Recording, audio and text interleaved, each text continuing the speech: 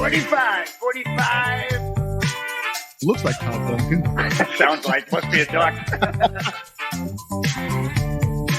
Jersey girls are the best. What? The bunny ears are back.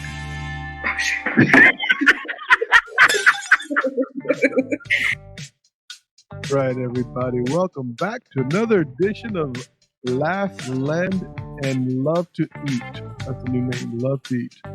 So we have an amazing guest today with us because we are going to dive deep into the world of organizational culture, leadership, and personal growth. And I'm here to say that I got a good friend of mine on the show right now. He's being so silent and so polite. I'm not used to this. Where's that music that we had for him, Jay? Put that other music on. There's a music that we have for our guests. I gotta have this on here because it won't work any other way without this. Hang on.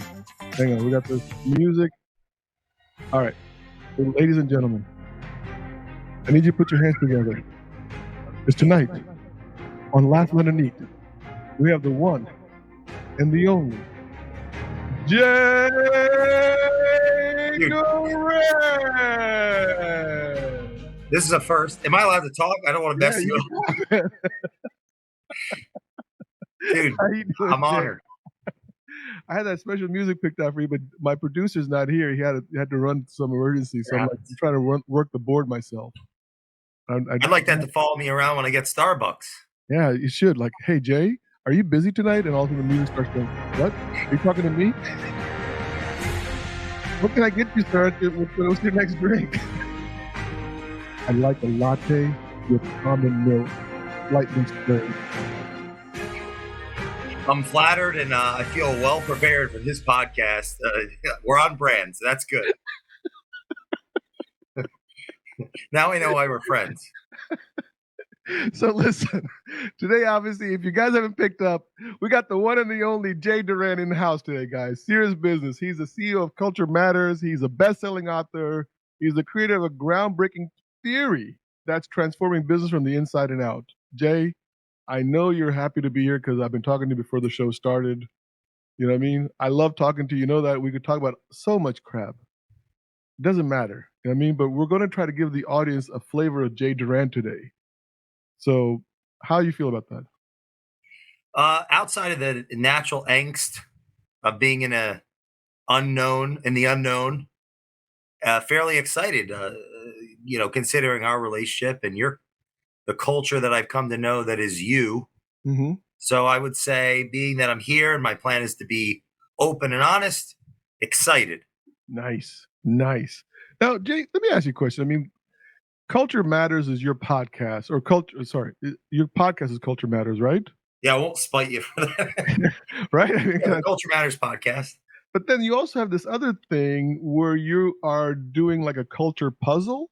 They put together this thing for me, right? Sure. Where you take somebody down the road, and so you have this thing around the word culture. So I know that culture matters because that's one of your things also, right? Well, maybe it doesn't. I don't know. We maybe go. No, I think it does because I actually did a little own research into this. Because I thought when I first met you, right, I was like, okay, I love this guy. I make no bones about my love for Jay Duran. Anybody who's ever been around me knows that. I said, okay, so what is it about culture that really matters? And so I was like, okay, well, I think if Jay Duran's going to be on the show, there's no one better on the planet that I know of that could explain to me why does culture matter. So Jay, why does culture matter? I think it's about people. In our own defense, it's easy to get lost in the shuffle towards the goal, executing on the objectives. Even with those that we love, we respect, we admire, it's like a paradox of love. The more that we actually have past successes with one another, with our constituents, we can forget to do those simple things like listen, share that extra piece of information. Mm-hmm. So before we end up in an island, a digression, or I do, people, it's about people. And I think as our businesses respond to technological advancement, people are going to have more and more in control over their destiny, and companies are going to be called more and more to create meaning, to create buy-in, to move people, to move us towards wanting to be a part of company A or company B or company C. Culture is about people. We could start with that and how people relate to one another and work. The question is still, the question is this: is culture the same thing as brand? I think brand is a perception of reality, which is a component of reality. Because if I perceive you to be who I watch you on this show to be, I increase or decrease likelihood to maybe want to come closer to you within physical proximity, like maybe meeting you in person and shaking your hand. Culture is what happens after we physically meet and have a series of interactions with one another. It's a communal aspect. It's like character is me, like my character is a component of the culture that I'm going to represent when I'm with you in person, and we're working towards something, right? We're adversaries, or we're partners. So I think brand is a component of culture. Brand doesn't necessarily guarantee a true reflection of the perception of that culture. And I'll say that much. No, but I mean, it always feels like whenever you go around these companies, especially the corporate people, right? And sure, I think a lot of people confuse me with a corporate guy, and I'm probably not as corporate as people think I should be. Probably my bosses would love me to be a little bit more corporate, and I can't be a corporate guy. But they use words like, oh, our culture here at the company is this, or our culture is this. And then when they start talking about the culture, I'm not really hearing anything about the culture. I'm just hearing catchphrases that they've picked up, or buzzwords of 2023. So, well, let's look at it like, rearing a child. When the child is saying, they're potty training. The child talks about peeing and pooping. We talk about our idealized self. It's part of the path to evolve and to actualize our idealized self. Like if I want to be better, I'm going to talk about it amongst my peers, amongst my counterparts, and that's a process of self-development, self-awareness, the likelihood to, let's say, adapt and evolve one's behavior. So talk is a part of learning. Whether I would say that if we're going to make a simple distinction of brand and culture, brand is like the belief, consumers have in X to solve for Y. Okay. X as in the entity or the individual, brand, the reputation, X, and then Y would be the observer's problem, let's say. Okay. Culture is what actually happens. That separation between the two is, in my estimation, is a naturally occurring separation of success. I'll give you an example, like life in general, but meaning, there's who. So I'll give you an example. Like, let's say that you and I have a plan. We have somewhere we want to go together. We're working towards something, and we take the time to communicate with one another where it is we're looking to go, why it is we're looking to go there, how we're looking to go there, and we work as a solid team to go there together.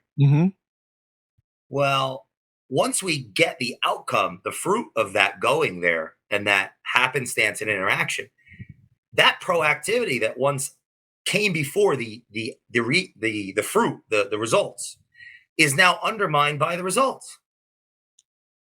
So there's an inner contradiction in success. You would say that, oh, we're successful because we got the outcome. Well, what came before the outcome? We had a vision of where we wanted to go. We talked amongst each other of why we're looking to go there and how we think we'll go there. And let's say we somehow get there together through all the trials and tribulations that are in between, point A to point B, B being the outcome, the destination. But once we get the outcome, now inherently we're going to be reacting to the outcome. So let me ask you a question. It's going to undermine the previous proaction. So inherently in success, in business creation, there's breakdowns. There's reactions to the outcome that will lead to breakdowns in communication, in relationships, et cetera, et cetera. Go ahead. Sorry. You're almost saying the same thing I was just going to ask. It's kind of interesting. We both land on the same spot. When culture does not support the brand, so the consumer sees the brand, they say, "Oh my God, I want to go see Fabi. I want to go shake his hand. He's got a great podcast." That's the brand. They come and see me. They don't realize that I'm like an extrovert. That when I meet people, I'm not really like, you know what I mean, talkative guy. You know what I mean? So all of a sudden they're like, "Whoa, hold on, that's not the guy I expected to meet." So is that what we're talking about? Is where the culture? Well, so we can go ahead. Sorry. You know, is that what you're talking about? Where the culture is not equivalent to the brand that we're showing the consumers or to the outside world? I'll say it this way: an inevitability of the separation is part of the evolution of a business, and philosophically of a life.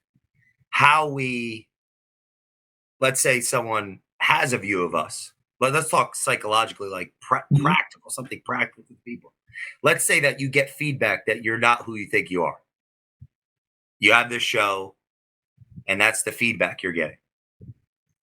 The question I would pose is that would reveal the culture is how are we relating to that feedback? How open are we to that feedback? Are we leaning into it, or is it shut down?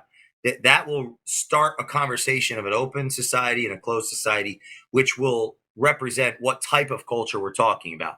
Yeah. You know, in an extreme sense, like a North Korea or a United States. You know, and they're both their imperfections. Yeah. Where in one institution, I have the opportunity to, by and large, not there's exceptions to rules, but if we were to do the comparison, to say what it is I think and feel, and in another ecosystem, I may not have that opportunity without dire repercussions. If we could look at ourselves in our business and ask ourselves, how are we interacting with that feedback? Yeah. Yeah, that's cool, man. What got you down this road, man? Like, what happened? Like, what snapped one day when you said, "Hold on, something's not connecting"? Well, it started above awareness. It started with an experience dialoguing with values with other people. Like, what were our values? What were our core values? What did we stand for? Because I think part of culture and wrapping one's head around what that even means is understanding the language of the organization. So for me, getting together with a team and talking about what it was we stood for, and seeing the transformation in people when people were heard, when we had open conversation around what it was we thought we stood for. I personally having the opportunity to facilitate that type of conversation, I believed at the time that I had found my calling. When was the first time you really felt like you could make an impact? I don't think I've never doubted that I could make an impact. Well, what was the first time? I would probably, if I'm thinking out loud, just being amongst the group of, I think it was being the only child that, to my knowledge, of my family, just being loved and heard and seen. Now, so I mean, I'll speak, No.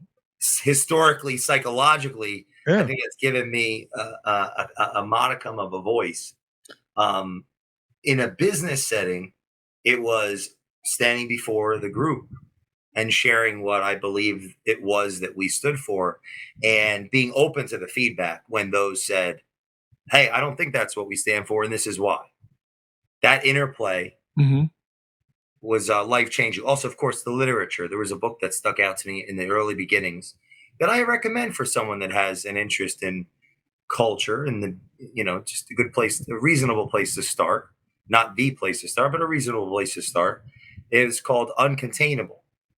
And at the time in my life, it stuck out to me. I was walking in a Barnes and Noble, and the cover stood out to me. It was by Kip Tyndall, the founder of Container Store.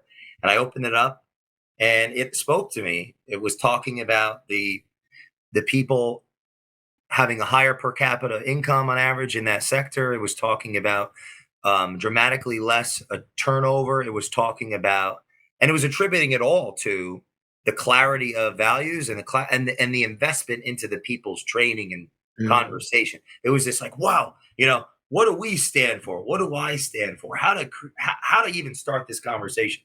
That was the beginning of the evolution. And I would go so far to say that companies that start to invest into the education of culture for long-term shareholder value, we can make this very practical today. It would be helpful. It generally starts with values, but this is kind of speaking to what you said earlier. Values, when they're looked at as tools to create culture and not self-awareness exercises to get clear on what's really going on, they end up ironically undermining the culture because the values become weapons and shields. So people start. So I look at the values, creating them or really revealing them as a part of the organization, becoming aware of who it wants to be versus what is actually happening in the organization. Yeah, you like football? I'm sorry? You like football? No. But I appreciate football. No. I appreciate. Don't talk to me about football ever. No, you can talk about anything, but I appreciate the medium as a. I gotta cue your music. I gotta cue the Jay Duran theme here. Do not talk to me about football. I don't do football, Tommy. Stop the football madness. Fall off my chair. This is fun. We should keep doing this. Now I was just thinking because sometimes you bring in a coach, right? And they got a set number of players, and the coach refuses to acknowledge that his game plan is not going to work with those set players. And I can't help but think to myself, hold on, values by companies, sometimes they may not align with the culture that the company already has. And so they have this thing like, I want to be here, but they're over here. And they don't want to be here. And rather than accepting and modifying and moving slowly towards an ideal goal, they want to just pretend they're over here already. What have you seen not work? A lot. As it relates to look, teams working together. The thing that I think the most overused word for me in the corporate culture has been that we're transparent. And so if you're really transparent, you're going to tell me how much stock the CEO has, if he makes X amount of profit. No one's ever going to do that. So nobody's really transparent. They're as transparent as they're allowed to be. Are they going to tell me about all the times that they got sued for sexual harassment on my job interview? I don't think so. So that's not transparency.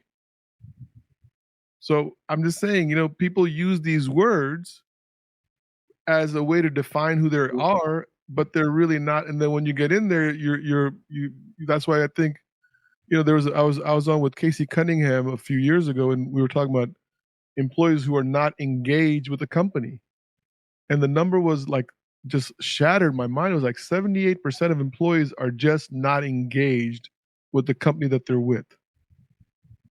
And that's just a staggering number of people that are just there for the paycheck. May I respond to? Yeah, absolutely. Yeah. I'll go so far to say that let's say we're serving an institution. So we're employed by a concern, a business. Our proclivity to yearn for that level of transparency, in my estimation, would be proportional to how we're being related to by our leadership.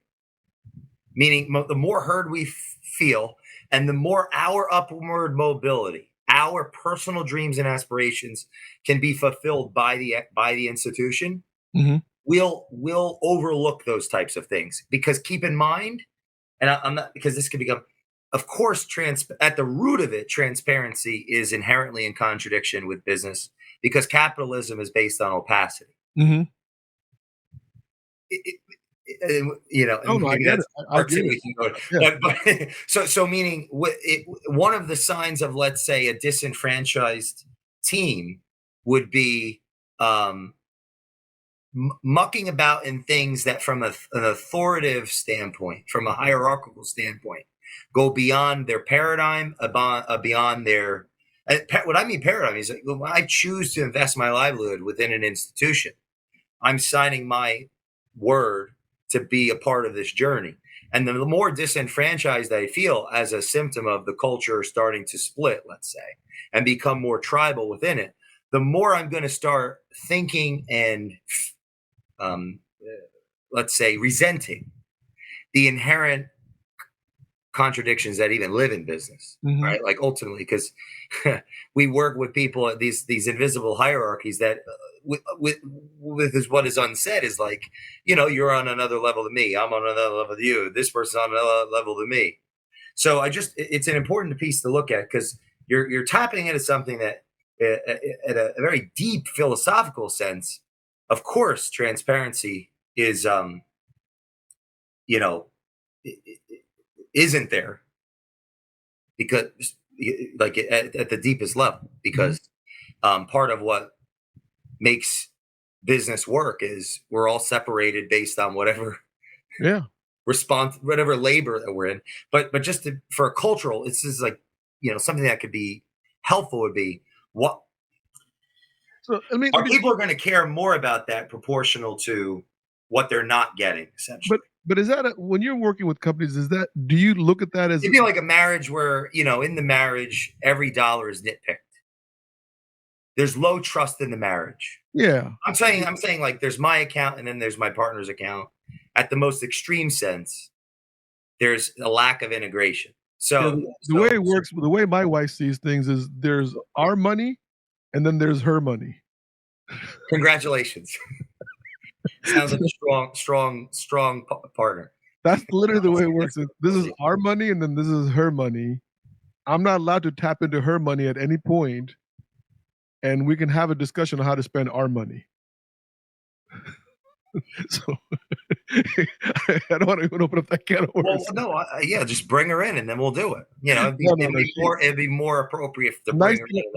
The nice thing about having this podcast, this is the one area where I can talk freely because I know she'll never listen to it. I think you've only represented respect. I appreciate that. Yeah. Excuse me for my hyperbolic analogies, but you're speaking to something that I think could be helpful for people. Is things that are, the less we communicate with one another, little things become big things. Oh my God. Bingo. So like, that's kind of what I'm trying to say in a, so I think the funny thing is I think that is very misunderstood and very unsaid as much. People are using the wrong word. Rather than saying transparent, I think personally it would be better if they said, "Hey, look, we communicate at a very granular level." So I don't want to criticize your use of the word. I actually want to. I want to be clear. Transparency is a fair word. This is what I'm trying to say. Meaning, if we're less transparent in our interactions, our people will call for more transparency in the institution. So if the people don't trust the institution's people, leadership, it'll be a call for more transparency on an institutional level. So that's where, the word transparency is fine. Like, I don't want to criticize the word usage. It's more of, where is it coming from? What's the root? Yeah. Well, to me, what I want to know is when you're helping build the culture for a company, right? Because that's part of your description of jobs, right? You help build. Well, I don't know. I think if we build a culture, it almost becomes like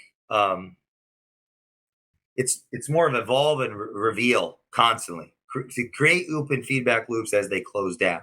Okay. Because building a culture is kind of like an oxymoron, because then we could become it gets confused with brand and becomes a fabrication.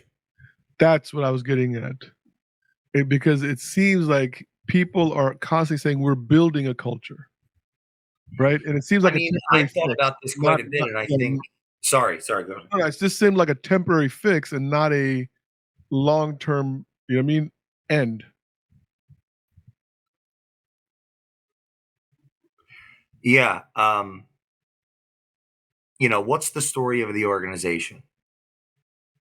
What's the language of the organization? Is it clear what we stand for, how we abide by it? What are the repercussions for those that don't? And then how do we interact with those that don't? Mm, Do we purge them, or do we, um, exercise them? It's like it matters how people leave an organization. it does. I'm more likely to have that tough conversation as a leader if how I had it with the last person, that I let that omission lead to such a level of resentment I couldn't even look at them when I asked them to leave.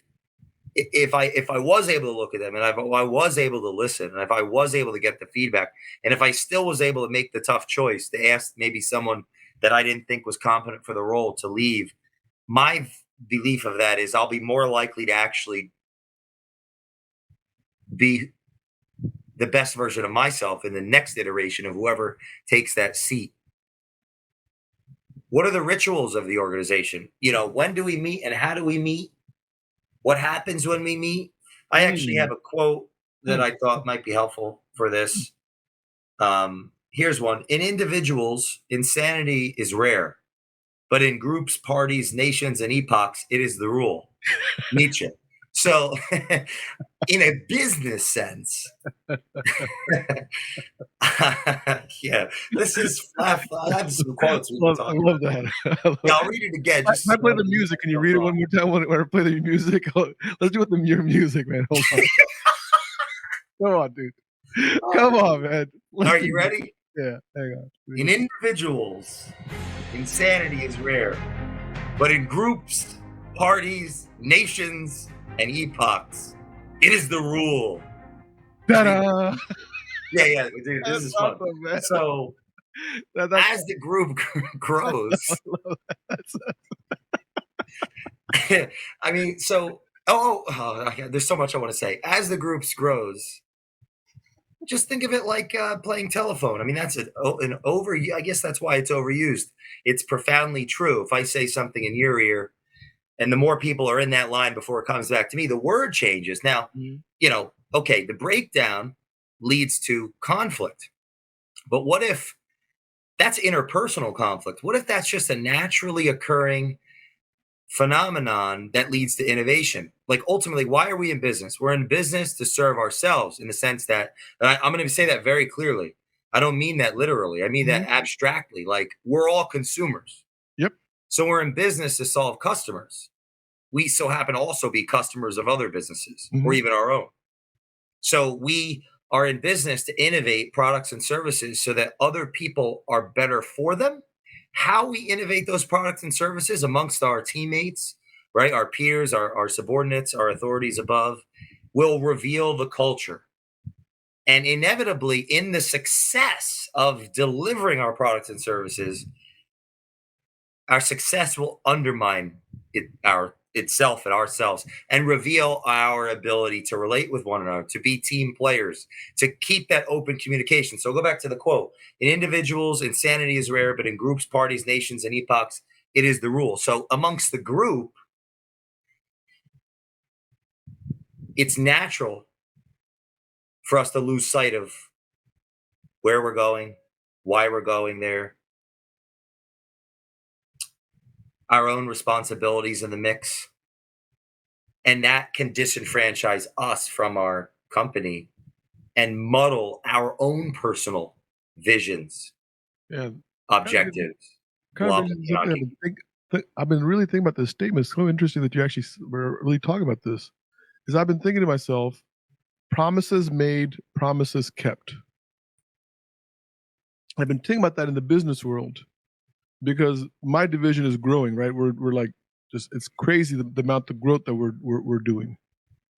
And what I'm reminding all my managers is, whatever you promise, make sure you promise it so you can keep it. Don't make promises that you can't keep.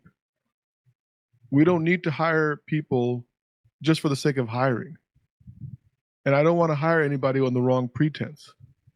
So I'd rather keep a promise, make a promise, and then keep it. And I think as corporations scale upward and add more and more revenue and more volume and more so on, I think it's just a simpler way to kind of keep the culture of the company intact. Well, and what if that, although let's say in in potential, let's say I agree with that absolutely. The underlying thesis to that though is that I'm in control, and what I can do is have responsibility. I can respond. My ability to respond can be based on my own, that same individual value system. Mm-hmm. As the entity grows, there's things that are out of my control. They're going to happen to undermine my word. And so as a leader, then I'm forced to be challenged in my individual, like I'm challenged as my character Mm-hmm. to essentially, let's say I didn't keep my word and I don't believe there was anything I could do. If I address my troops and tell them the truth, Mm-hmm. like how I view it, the subjective part of that truth, Right. my troops are going to be able to tell me if I'm full of it or not. Right. Now, how that interplay happens will reveal the culture. It will reveal my level of leadership. It will reveal the troops' level of safety. So I want to, the actual business itself, growth itself undermines. It's a very profoundly important. Promises made, promises keep. That's a biblically integrated value that you're sharing. But the ultimately what I'm getting at is, what if the promise that I make that I intend to keep, I don't keep because of some extemporaneous circumstance? But I would ask you what promise was made. So let's go back into my industry, which is the mortgage industry, right? Well, in any relationship, let's have, I promise a loan officer I'm going to pay you 125 bips. So now we're talking about compensation, right? So a year from today, let's say margins shrink in the bond market one more time. Yeah. My corporation has to take a margin compression, right? Yes. And now I'm looking at this loan officer. I'm saying we're going to make less profit as a company if I maintain his compensation at 125. I got to get him down to 110 in order for me to be profitable. Sure. Right? So the conversation is, look, Jay, when I hired you, our margin was here. Today it's here. I've tried my best to keep you going at 125. I can no longer sustain that. We're losing money, and then it's going to have a larger repercussion than just one man making 125 off of me. Okay. So can we get you down to 110? And then I promise that once the margins go back up again, I will take your compensation back up to 125 if they go back up again. And I think that way I made the promise. I kept the promise as long as I could. And to your point, I communicated the moment I couldn't keep it any further. So I think that was the part where I was saying, let's say things change inevitably. Yeah. To represent the maintenance of the word would be able to have the word expressed. So let's say that the goal is not the original agreement changes. Mm-hmm. That's where communication comes in. Yep. But we also have to keep in mind that we're not, although there's an inherent entitlement in relationships, we're not, like, basically our communication doesn't necessarily mean the expectation we have of the outcome is going to come true. That's where the people have the ability to say, hey, I'm going to go over here, I'm going to do this other thing. Absolutely. Now, if we don't give them that ability, then of course now the relationship is going to manifest itself further into it's based on omission, and people are all smarter than they either give themselves credit to be or perceive to be, and assumptions start building and resentments are start creating and trust starts to dilute. That's a naturally occurring phenomena in not only business but human nature. And in the attempt to mitigate it and increase trust, that's where we go back to the open feedback loops, like the story, the language, the rituals. I didn't go into symbolism in it. But yeah, it's a fair articulation that you're making, that I'm in agreement with the concept, and adding that inherently the things change. That's where communication comes in. Yeah. But keep in mind, there's a tension between communication and growth. Yeah. I think it's so interesting, man, because I mean, literally, what you're talking about is what I'm going through. Not the margin compression part, but we're scaling up so fast that I'm trying to control the growth so that I can keep my promise that I made to them last summer. Because I've never been a leader that backsteps on anything that I ever say unless I have to. And then when I do, I communicate, right? I want to be proactive about it, you know what I mean? And not have them like, you know what I mean? Like whatever's got to be done has got to be done. If you got to go, you got to go. I'll understand. But this is where I'm at today. But I just think it's amazing that communication literally is something that I've believed in this for so long, that when there's no communication at an organizational level, right? Whether the organization is small with 5 people or whether it's large with 5,000 people, the lack of organization causes the employees to be disengaged from the corporation. The more communication there is, the more engagement you see. And I think that's where I think some companies may be missing the mark. Well, and yes, and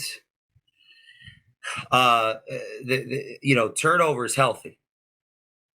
Like disengaged. Okay, so there's no America without disengaged employees. Okay, fair. Love that.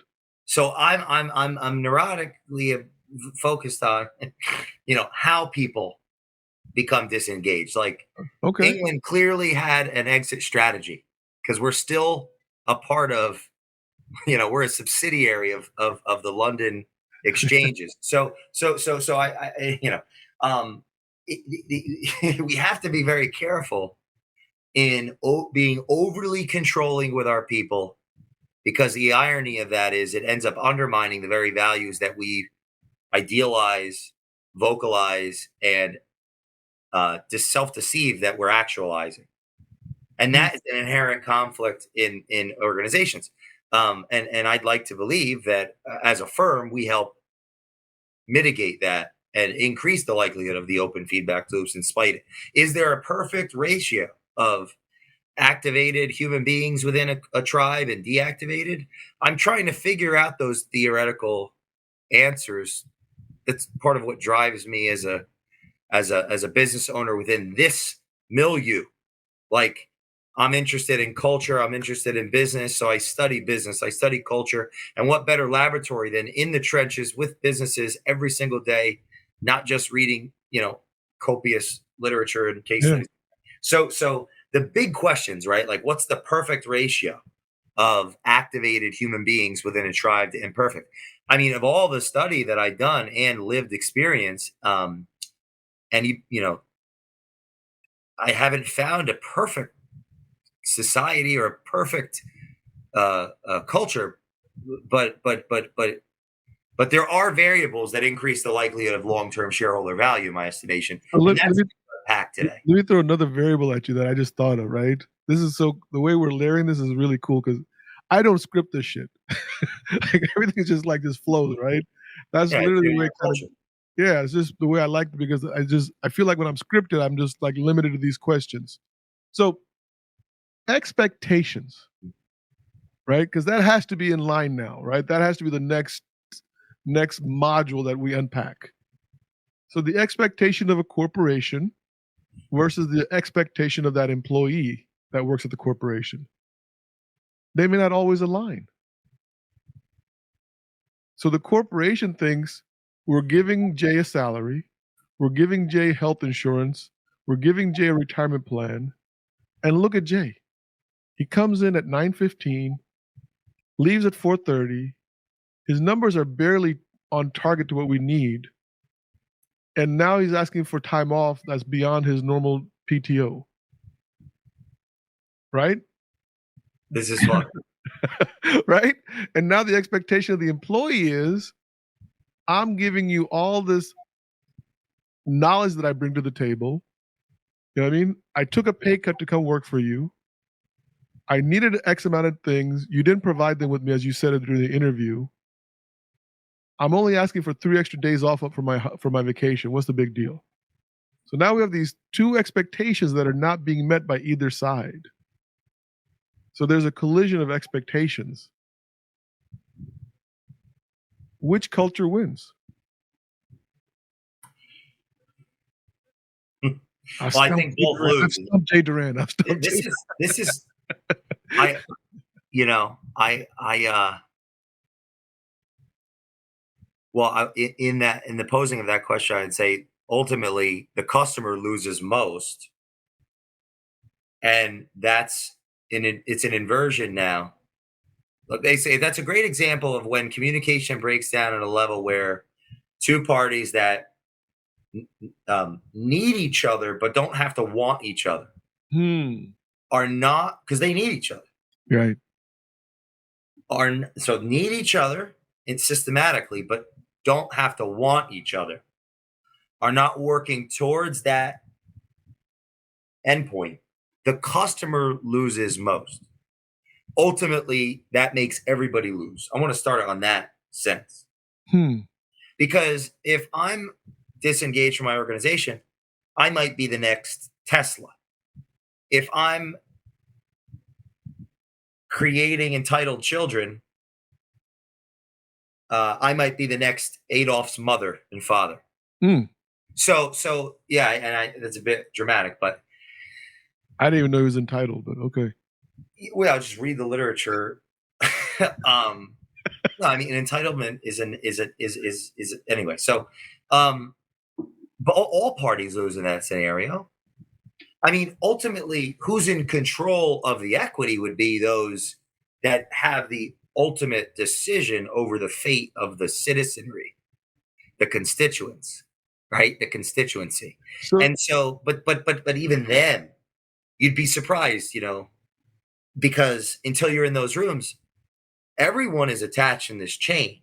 The operating principle has responsibilities, whether they have a board or not, to the banker, the financier, those in their life that you may never have thought about or come across. They're ultimately responsible, right? Able to respond and interact in interpersonal conflicts by everyone in their personal lives. Parents, children, siblings, immediate family, you just keep going. They're enemies, they're friends. So just like any other person and the other individual. So everyone loses in that scenario. How we mitigate that scenario and increase and decrease the likelihood of that, because it naturally occurs, and increase the likelihood of trust, meaning, productivity, efficiency. I mean, that's something that people in my career and have been studying since in the industrial age, even before that, I'm sure, have been studying and trying to burden. And in fact, I think theoretically, at least, that's one of the values of having external advisory counsel firms. It's feedback loops for those feedback loops for companies that aren't public, especially feedback loops for those feedback loops. Metaphorically, the people outside of the organization helping interact with the organization, communicate with the organization, plan and strategize and listen and tell the truth. They're like the aunts and uncles to the parent and the children.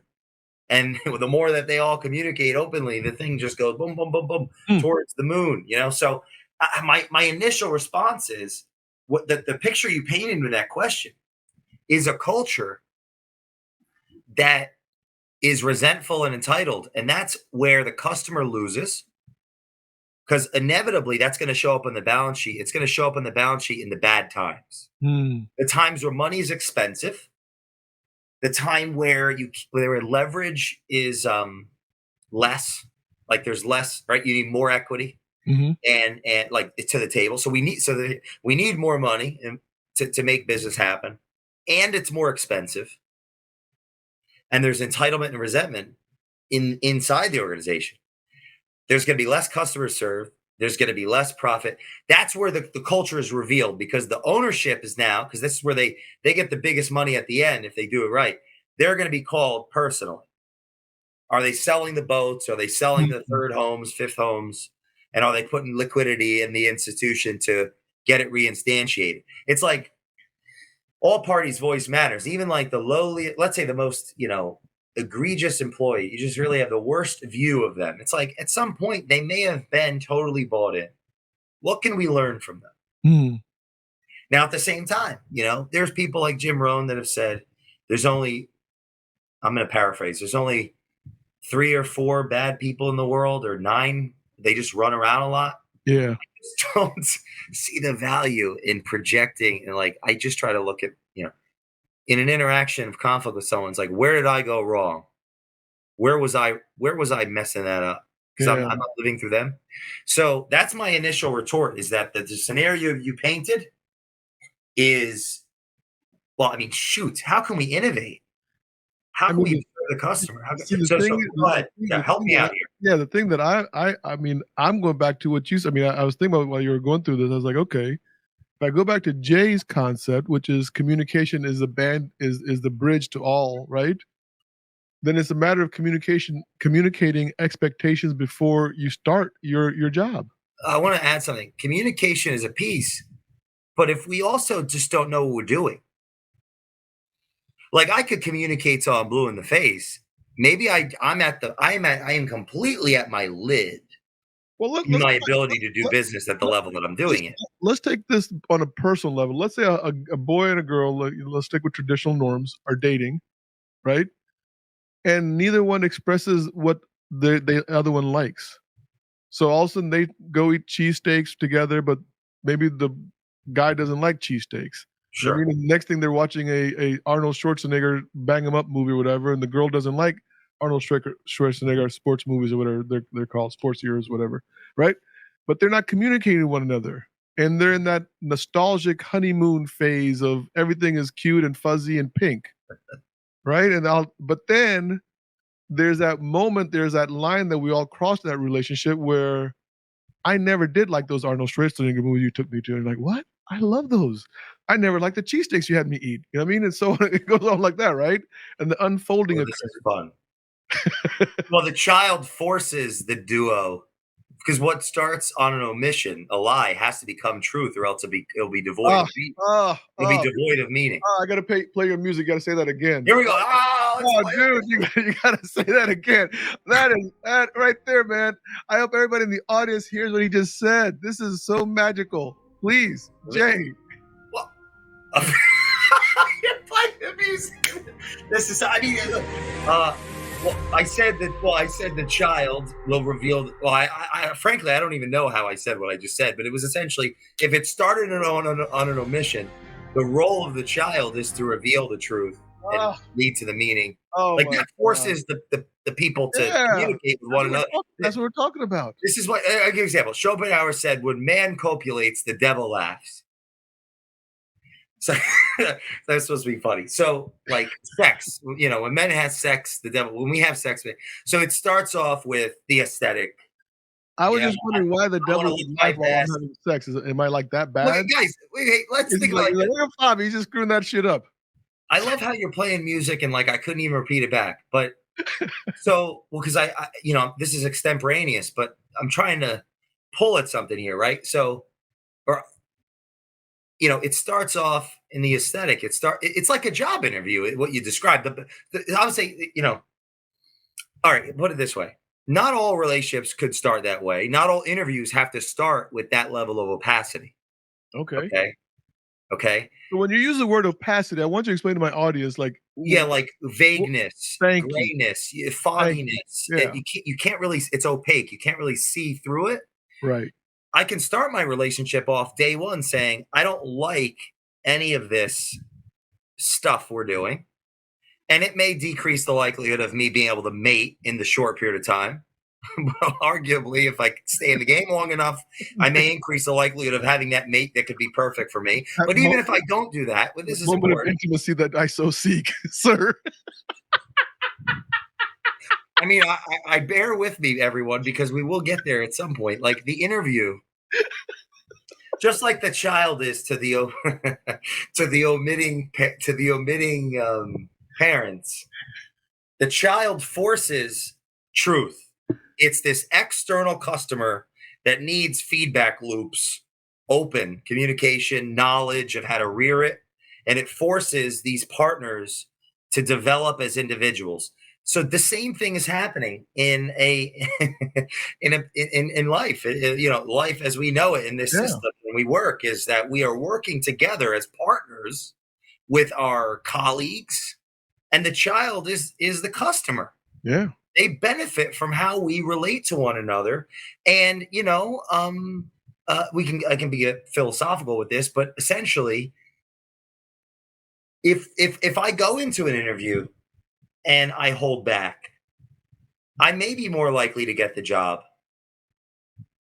But what if it's the wrong job for me? And it was because I held back. Like, this is something you actually brought up on our pod when you came on the Culture Matters podcast about being honest and how you just want to say what it is and how you see things. And and it was a very powerful statement. And that most likely, filters and those people that, it just pulls people that align with you and presses out those that don't. And absolutely love it. When an organization's leadership, those ultimately in control, when they lose sight of themselves, which naturally happens with growth, there aren't those advisors, counsel, feedback loops outside of the organization. In my estimation, it becomes harder and harder to be straight with people, to be straight with the people. And keep in mind, it's not just the communication, it's the education. The education that got us to 100 million in revenue will not be the same. And I'm talking about, let's see, whoever's the operating principal, sure, will not be the same education to get an organization to $1 billion in revenue. And where the value piece comes in as like a person building their business, where they're responsible for all of these people and they're accountable to the marketplace. Yeah. They're accountable to the people that they associate, that they surround themselves by. Meaning it. I'll finish my thought and then I'll interrupting myself. That level of education is different than 100 million to $1 billion, $1 billion to 10 billion. And that education has to continually evolve. And I think psychologically that there's a tension between, well, of course, there's a literal tension between education and endeavor, because like if you're starting a business, you likely didn't, getting the education conditions you out of being an entrepreneur. I forgot what show. Entrepreneur without the education undermines the entrepreneur. So that's a paradox that has to be unraveled. I forgot what show I was on, but we were talking about CEOs, and I forgot if it was me or somebody else who said it. I think it was me, but I think I said that CEOs are like, you need to have a different CEO for a different phase of a corporation's life. So like you're saying, you could have one CEO who's really good at startup. I'm laughing because in one sense, yes. In another sense, so in one sense, yes, in the sense of evolution and change. Mm-hmm. I need to be a different version of myself when my children are 30 and my wife is, we've gone on. But I hope that I'm not replaced by a different man at that age. Well, so, meaning I'll use that analogy. So, yeah, so the CEO can evolve. I believe in free will, at least in some sense. They can evolve, but a lot of time they are not. They get replaced because they haven't evolved. So I think in a relationship. No, but I think so. If you go one step lower on that, what you have to then realize is the motive. You're evolving because you want to be the father to your child. Is the CEO's motive strong enough for him to evolve, or he's like, you know what, I'll just get another job? We talk about CEO or founder because they're two different, and this will be helpful. Our research and our specialty is theoretically is focused around founders psychology, and there's a great distinction between an operational manager of an equity and a founding conscious. Big difference. And we help ultimately founders evolve into operating. Founders are typically crazy.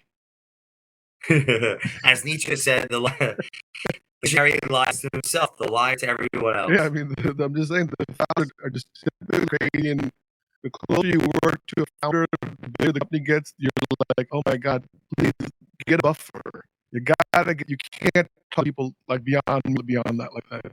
Most people would not understand the founder logic. So it's a fair assessment of psychology. It's a fair assessment. I mean, listen, I've owned company for 10 years. We grew it from zero to, I think we were doing $250 million in revenue, which was, at that time was pretty good, That's a right? business. Yeah. And so It's a business. I was not the same person I was when I lackadaisically walked into this place and said, okay, I want to start a mortgage company. 10 years later, I was evolved. I was but people that were close to me felt a different intensity level that the people a couple of removed would not be able to understand. Why is Fabi so crazy about, why does he get up and work out at 4:30 in the morning? Why is he in the office at 7 a.m.? Kind of crazy. So, by the way, do you have a morning routine, Jay? Do you do something in the morning? I kind of see you as a different person. Well, thanks for asking. I think even if I said no, I would, and even if I didn't know what it was, I would. If I did say what it was, with great conviction, I don't live it often enough. That would be my answer. But the first thing that comes to my head is what I just said. But outside of that, I believe, if I'm honest about what actually goes on, that when I get up, I attempt to do the same thing every day, which is read. Okay. And have time to think and walk around.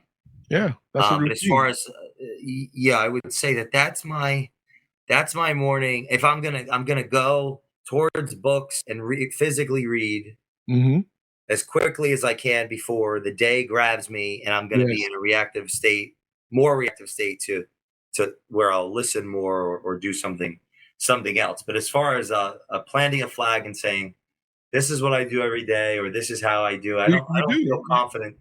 But you're reading every day. I've been reading and listening every day for thousands of days. What's the most recent book that shattered you? Oh my God, I can't believe the author wrote this. I haven't been. Well, every time I read anything, a great book that I'm not recommending, Works of Love by Soren Kierkegaard. The Joyful Wisdom by Friedrich Nietzsche. I like philosophical texts because they make me uncomfortable and they humble me. As far as business books, helpful ones, I've liked to re-listen to.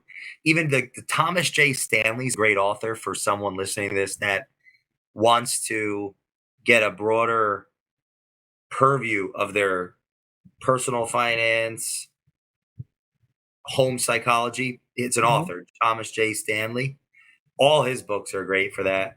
Recent, I'm reading the Robert Moses biography. Okay. 66 hours long, and it's about the man that built New York. He didn't build all of New York, but most of the highways. Unbelievable, controversial figure. Yeah. I'm also reading the memoir of David Rockefeller, but I jump around like a hot potato. I have I think in my Audible account, I have to check because I buy a lot of books on there. 3,868 books in there. Wow. And I just passed 11,000 hours of listening time in Audible, which is something. Did they give you a medallion for this, like a badge you can share on Facebook? This is where Audible, if they're listening, I'd like to be retained by them. As a ravenous digester and at this point investor into their platform, all of the investment of books. I'm not satisfied with because we didn't talk about this yet, but in that spiral or in that circle of story, language, mediums, and symbol or rituals, mediums, symbolism. If I open my Audible account and I got these badges, I got all these badges. I got them very quickly. I've gotten all of the psychological rewards to continue using the platform very quickly. And for years and years and years, I've been waiting till I get more symbolism to represent, like I'm sharing with others. I can feel good about who I am as a mask of if I'm afraid I am. That drives my behavior. Listening time, I showed that the listening level they have done such a poor job. 15, like I can show this 15 months. They've done such a poor job continuing to incentivize me as a customer to continue buying books, to continue. I want leaderboards. I want to see where I stack. Yeah. So those are variables that build culture, symbolism. Symbols, they don't just make meaning by themselves, but without the symbol, and without that, there's less likely to have meaning. Duolingo does a good job with that. So I've been learning Spanish. Duolingo. Never heard of it. I got a 160-day streak going on my Spanish lessons. And you get badges, and then you compete with other people that are how you rank up, and then you get to the Diamond League, and then this league and that league, so they keep moving you up. But hey, Donald Miller, Building a Story Brand. Yeah, that's a reasonable book. Okay, like I don't know about you, practical book. I could only listen to like 15 minutes at a time because my mind would just start having ideas. Well, would you like feedback on that? Sure, why not? I think our audience would deserves that. I found that a lot of entrepreneurs and those business people stop listening to audiobooks because their mind, in their estimation, wanders off course. And I just always urge everyone to cross. Not off course. I started thinking ideas when I was hearing Don Miller. I'm like, oh my God, I could do this. I could like that. I would start doing. Well, let me be clear. I'm not consciously not attempting to undermine what you're saying or speak for you. I'm speaking to the feedback. Meaning you may be self-aware to the fact that that's just called thinking. So you might have skipped a couple steps here in this retort here, which I admire about you. I generally urge people to continue listening because that's called, essentially thinking. Yeah. Well, part of thinking. I eventually finished it, but so the other book that I recommend to all my people is Ram Dass's Becoming Nobody. Yeah, I personally, great, congratulations.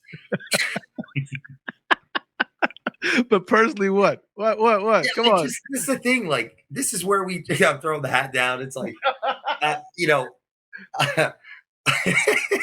it just becomes a tale of two philosophies at this point. Because, firstly, I'm going to finish my original thought, which was listening. If one's mind ideates, goes in another direction, I urge the listener, do what Fabi said, go back to it, keep doing it, keep listening, urge you just to keep going, because I found that a lot of entrepreneurs or those, tasking themselves with business success learn audibly and don't know that or don't think that, because formally we are encapsulated by this idea of sitting in the chair, looking at the paper, writing it down the notes, and physically reading the book. I'm not making an argument not to physically read books. I'm challenging you to do your best at that as well and work on that. What I am saying, though, is you'd be surprised what you can get from audio listening if you're an entrepreneur. That's something I've interviewed hundreds of entrepreneurs and worked, and that's a recurring theme, that those in business that didn't go the formal route, they do so well with audio listening.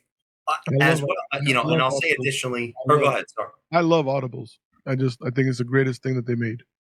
Additionally, I look less at the book than I do my experience with it. Like, I'm really trying to think. I do the best. I don't like to read things that I disagree with, but I do the best that I can to actually read things that hurt me. They physically hurt me. It's like, I don't like the way I feel reading this, because it just on a physiological level, I disagree with it to such a degree. Some of my most genuine realizations have come from reading things that I deeply disagree with. I would like to add that as well. And I had the very visceral response just now. Yes. To what I perceive that book to be about based on my own bias. And so that's a great place for us to go into the hold on. Are we now talking about Ram Dass's Becoming Nothing, or are we still on Donald Miller's Story Brand? The Ram Dass Becoming Nothing, although I've never read it, you see how I had that visceral, Yes, I did. assumptive, closed, or almost to the point where inevitable, argumentative, Stance. ironic, culture, closed, feedback loop behavior. Okay, good. This is a lesson for us all. After you, Jacobs, that was a lot.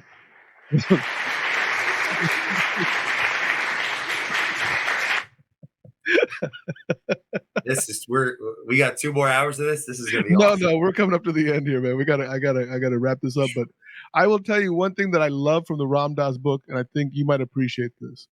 He said that when I was born, I was given a suit to wear. And I'm paraphrasing, by the way. So Sure. please, don't hold me to this. I don't want any Ram Dass psychos like that coming after me. So, and he goes, later on in life, that suit became uncomfortable to wear. Mm. And when I took it off, I became comfortable. And I was like, that was when I heard him say that in that audible, it was like, it was a change in outlook that I had not experienced in a while. Because so often we think we're somebody, we work so hard to become somebody. Sure. Only to find out that when we become that somebody, it's not who we thought we were going to be when we became that somebody. And then we go get a guy like Jay Duran who's like, hey, asshole, culture matters. You forgot all about that when you were trying to be somebody. And that's the important part. That's why I wanted to have you on the show, because culture is just so important. It's an internal thing. You know what I mean? And brand is an external thing. And what I think sometimes people forget is humility is an internal thing and egotism is an external thing. So culture is more about the humility of somebody, whereas the brand is more about the external arrogance and what we want the world to perceive us to be as. And so that's why when I heard your thing on culture matters, I was like, hold on, he's talking about the inside. Yes. He's doing an inside job. He's not talking about, hey, make sure that the fences are painted and the grass is cut. He's saying, let's fix the leak in the toilet. But I have to add to this, because what I'm saying is the interplay. It's an interplay. Dive into that. What do you mean? It is not just inner, it's outer, and the order matters. It's an interplay. That's where those that antagonize us reveal our actual interplay. So are you saying that it's a connection between the external and the internal? Yeah, how we relate to all constituents. Like, if you bottle down culture to people, it's how people relate to one another. Mm-hmm. It reveals the current state of the culture. If we want to increase the likelihood of upward mobility, people wearing that suit, for example, being proud of it, and let's say repressing the existential questions long enough to die, will have the longest shareholder value. Mm. Because Ram Dass is sitting over there, let's say articulating a component of reality, and now he's once again being rewarded by our attention, by our economics. It's like this inescapable trap of, like, you know. But I would only argue this and just say this, that his motive was never to be economically. His desire. Well, okay, so this is my point. Whether one's motive is or isn't, we are. Yeah. Whether one's motive is or isn't, we are. So when I'm trying to take this literature, in my estimation, a bit more into, I don't. It's ineffable. But integrated it's both and, in the sense that it's an it's an interactive process that iterates. Okay, so meaning whether if I'm going to be a part of society, I'm going to be called to respond to conflicts. Part of how I do that is to labor. I'm either laboring as an employee or I'm laboring as an owner, but I'm laboring. And if I'm not laboring, someone's laboring on my behalf. Like, no matter what, there's labor. Now I can run into the mountains and just, but I'm just going to have to be laboring again on my behalf. And I'm going to be in the same dang position to be laboring, or someone else laboring for me. So how I'm looking at the interplay of culture in a business sense is how it's HOW. how are we laboring? How the interactions occur over a series of events, a relationship, relating, there's a relatedness reveals the culture. If we get a bunch of people together to say, you know what, this is the most meaning I've had in my life, working for this company towards this goal, towards this aim. I mean, geez, that's a pretty according to them subjectively, it could be it could be the most significant thing they've ever done in their life that they tell their kids. And in the end, we're all dead anyway.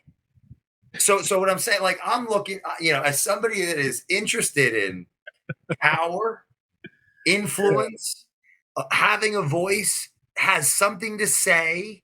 It's like whether I put on the robe or I put on the suit or I put on the Culture Matters shirt, I am I've got something to say. I want to be heard. I'm seeking levels of power, and I'm accountable to others.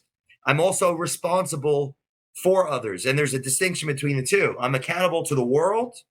I'm responsible for my word. It's just like, I can keep going. I mean, there's so many things you were saying in there. I started thinking of that last Japanese soldier who surrendered after World War II. You ever hear about that guy? I'd love to hear. Hiro Onoda, or something like this his name was. And he was like, he surrendered. He was in some islands off the Philippines somewhere. And he had been fighting, I think it went on for like 10 to 15 years after after World War II ended, right? He didn't believe that the war was over because he didn't ever think that the Japanese Empire would ever surrender. So when they finally convinced him and he comes out of the woods of these jungles of this island, and they take him back to Tokyo, and by then it was like the 1960s, Jay, right? And he's totally blown away that Tokyo doesn't look like the Tokyo that it was when he left. And everything that he was fighting for purpose is no longer there. And you have all this Western influence here. The man went into depression. Yes, makes sense. The purpose that he had hiding out in that jungle, starving and dehydrating, gave him purpose and meaning. Versus coming back to Tokyo and no longer having a purpose and meaning and realizing everything he did was for nothing. I mean, crazy. Yeah, he needed a leader. Yeah. He needed to laugh, lend, and eat. He needed to Bobby. He needed you in his life. He needed a new thing to get angry about and work towards. We all need something. Yeah. Or else what the heck are we going to do? Consume? I guess if you have that ability, you could just consume. That's so boring just to consume, isn't it? It's so boring just to consume. I don't think so whatsoever. Come on. No, it's boring. It's boring. It's just what is it? It's like it once it goes away, it comes back. It's a burden. That's a burden in itself. But I guess if we're going to make this a conversation that about culture, I guess we already have. But yeah, it's a very great conversation that's going to go down in the history, man. Because I think they're going to remember this conversation for a while, Jay. Do you hear this? Think so? Oh yeah, this was a good one. Do you hear this music? This is your dance music. See? Now you got that roadie look going again. Now you look like you're a strong leader, Favi, and you're either going to start another company or you're going to become some kind of advisor or something like that at this level of culture. Whatever company has your keep, they're in good tidings having you. I think we're blessed. I think the for me it's about communicating constantly, and then and being willing to hear communication back. So I think culture is, like I said, I really believe culture is an internal thing, and when you can align your culture with somebody else's, that's magic.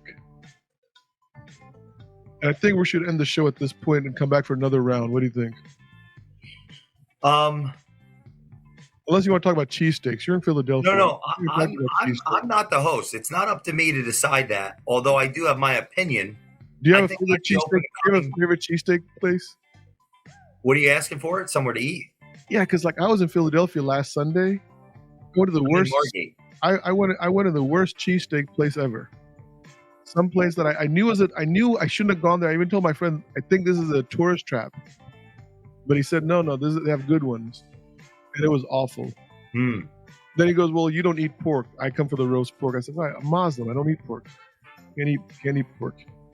But lousy cheesesteak, Jay. I was very disappointed. I have no words. You don't eat cheesesteaks? No, sir. Not ever. I only eat culture. All right, ladies and gentlemen. With that, we are out of here. Jay Duran, if people want to find you, what's the best place to get you, brother? I think the most helpful place is to listen to the Culture Matters podcast because I'm interviewing other people about their life, where they come from, and I've gotten feedback that that's helped a lot of people reflect. Yeah, it has. Outside of that, I'd say. By the way, how can they listen to the Culture Matters podcast? Well, they would go on the. I usually just go on this podcast, thing on my phone, and I type it in. I'm not being like, what do you? I don't. I mean, it's on all the platforms. That's kind of out of my level of insight. I don't. They asked Einstein for his phone number. He said, "I don't know." He goes, "Why not?" He goes, "I never called myself." Well, that's an endearing retort. I appreciate it greatly. Yeah, I would say type in the Culture Matter. I mean, it's black and gold. It's not. There's a handful of other ones. There's a Christian podcast. That's not mine. There's another one that isn't ours. And so I would say look for the black and gold one. That's one way. Outside of that, send me a message if you have any feedback. If you think that if you have any critical feedback, send me a message and I'll try to learn from that. We're going to post a link. We're going to post a link to your podcast on our bylines. Yeah, Instagram, Jay Duran, the Culture Man. Tell me what you think of this, and if you have any critical feedback or just affirmation. I learn best from the critical, but I could use affirmation because of my own insecurities. Affirmations are cool. All right, guys. With that, we're going to get out of here. So, Jay, thanks for coming on, my brother. Hang tight. 45. Looks like Tom Duncan. Sounds like, must be a duck. Jersey girls are the best. What? The bunny ears are back.